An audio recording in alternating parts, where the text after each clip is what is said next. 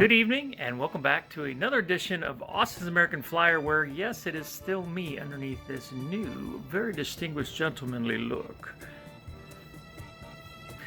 Today we're going to take a look at a short video where we're using eyelets as a way to support the tender axles on a 322 that's causing some issues. It's scorching the rails. So we're going to fix that today on Austin's American Flyer. Don't go away. We're going to dig in right now.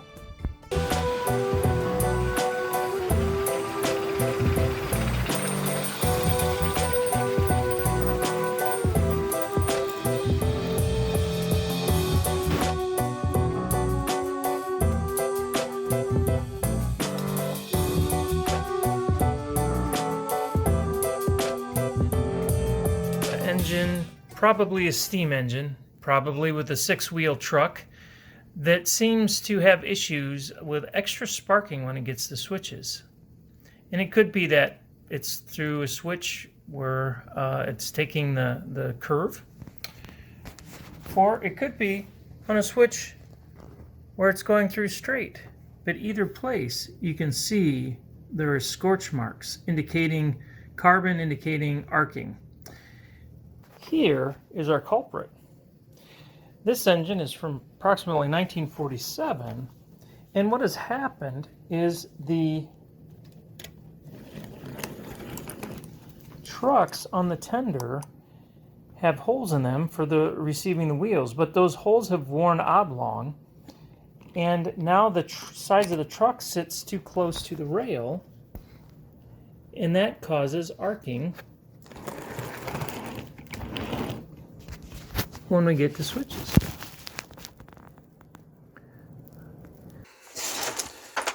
Well, what we've got here is an issue with side trucks that are just frankly worn out. They've had a lot of years, a lot of miles, and they're tired. And so we have too much play, as you can see there. And what that means then is these side trucks are arcing whenever they go through a switch. And it looks like particularly this guy here is a culprit. And this one definitely is a culprit. I don't know if you can see all the scorching there. So what do? So these eyelets are basically just a sleeve that goes around the ends of the axle. And recently was reminded of the need for these by a post I saw on Facebook. Yeah, they're a pretty important apparatus to have on hand if you run older flyer stuff, which, as you know, I enjoy doing very much. So the next thing to do is to very gently pry these trucks just ever so slightly apart, and what that allows us to do is pull out the rails, or the axles, and you want to be real careful with that.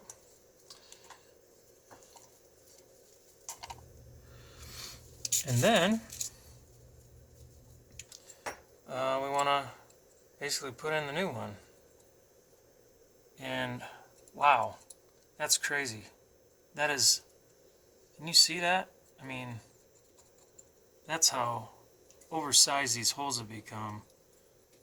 Usually I have to press them in a little bit, but wow, that won't be the case there. So now the next question is, I want them to stick while I put everything back together.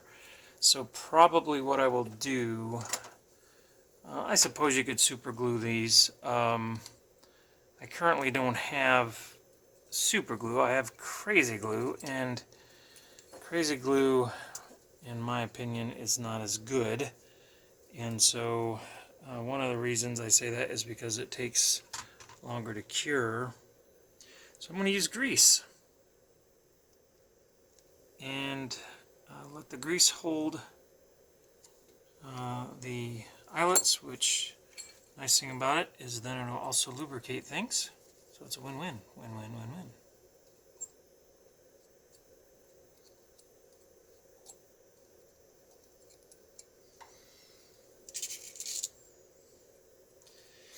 So where does one get eyelets like this? Well, that's a great question, Austin. Thank you for asking. There are many places. The interweb is full of such places. And certainly our beloved flyer people have them. And I don't know that I would recommend one over another.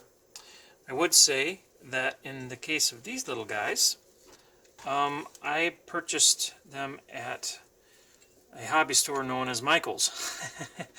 Not a place I go to very often, but this pack of 100 cost about $4. And being is that I needed a lot of them, I couldn't seem to find a good location to get that volume for that cheap. So here's the box that they came in, 100 pieces. I'm looking for the size, and I don't see a size on here. That was the other challenge.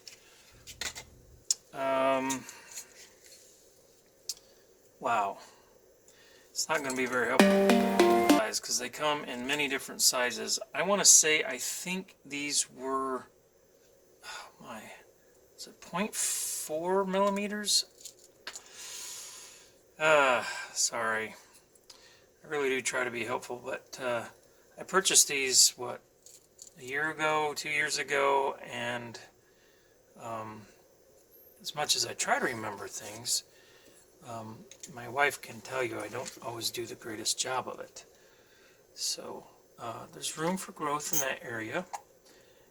But anyhow, yeah, I think 0.4, but what I would do is I would actually take a wheel set with me to Michael's when you go, and just kind of do a comparison size-wise, because it's got to be large enough to fit around the axle, obviously. If the axle won't fit through the opening, then that's not going to be much good at all.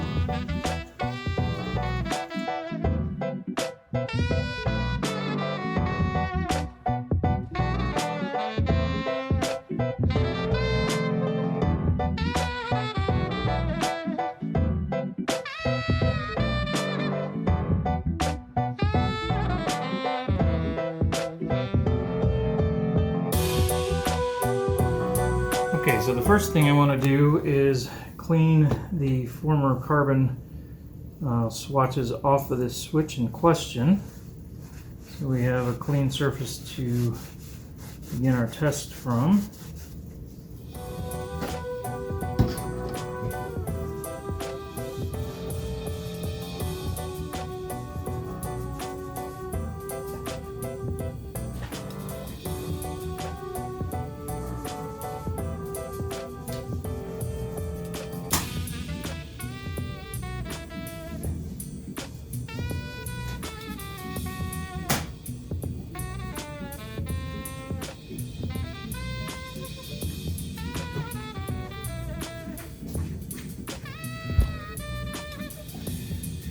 Okay, so you'll have to take my word for it that there is no carbon on the switch right here. I think you can kind of see that actually.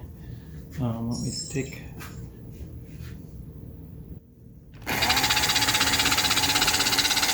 Doesn't help that I have such a heavy load, but look at that, no arcing. Ah, we did it. Nice. I have a really heavy train, and I've started cleaning my track differently, which that'll be another project.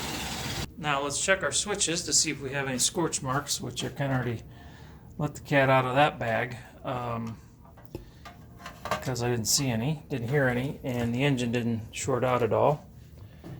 But focus camera, there we go. Beautiful. A little dirt, but that was there before. How about this one? Hey, hey, hey, no scorching. And number 3. Little dirt, but again, that was there before. So I would say this is a success. Awesome.